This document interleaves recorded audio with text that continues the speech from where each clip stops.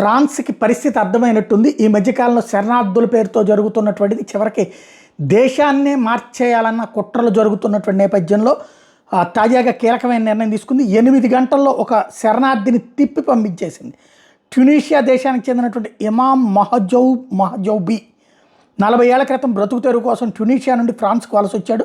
మెల్లగా అక్కడ ఇమామ్గా మారారు. ఉన్నటువంటి ఫ్రాన్స్ దేశ జాతీయ జెండా మీద వివాదాస్పద వ్యాఖ్యలు చేశారు. ఫ్రాన్స్ దేశ జాతీయ జెండా సాతానులాగా ఉంది, అల్లా దృష్టిలో దానికి విలువ లేదు అన్నటువంటిది మాట్లాడారు. ఈ మాటలు వైరల్ అవడంతో ఫ్రాన్స్ పోలీసులు వేగంగా స్పందించారు. సర్దారు మహజౌబీని ఇంటికి వెళ్ళి దగ్గరుండి అతని చేత సామాన్లు సర్దించి అట్టుండట్టు నేరుగా ఎయిర్పోర్ట్కి తీసుకెళ్లి ట్యునీషియా వెళ్ళే విమానం టికెట్ కొనిపించి మరి విమానం వెళ్ళే వరకు ఎయిర్పోర్ట్లో ఉండి విమానం టేకాఫ్ తీసుకున్నాక అక్కడి నుంచి కదిలేరు. ఇదంతా కేవలం 8 గంటల్లో జరిపోయింది. జార్జ్ సోరోస్ ఫ్రాన్స్, బ్రిటన్, నెదర్లాండ్స్లో కూడా చేతులు పెట్టాడు. ఫ్రాన్స్ అధ్యక్షుడు ఎమాన్యుయల్ మ్యాక్రాన్కి సీన్ అర్థమైంది. దాంతో చాలా పట్టుదలగా మహజౌబీని స్వంత దేశానికి పంపేశాడు.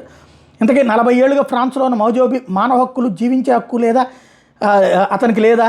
అదే భారత్లో అయితే అది వాక్ స్వాతంత్రం అంటే ఏదో ఒక రాష్ట్ర ప్రభుత్వం 300 గజాల స్థలం కేటాయించడం, ఇల్లు కట్టుకోవడానికి ₹1 ఇస్తాయి, కోర్టులు బలపరుస్తాయి. ఇవేమీ తెలుసుకోకుండా పిచ్చోడు భారత్కి రాకుండా ఫ్రాన్స్కి వలస వెళ్ళాడు అంటున్నారు పార్థసారథి పొట్లూరు గారు. ఇట్లాంటి పరిస్థితులు ఇక్కడ ఈ దేశంలో దారుణమైనటువంటి పరిస్థితులు ఉన్నాయి అన్నటువంటి విషయాన్ని గుర్తు చేస్తున్నారు.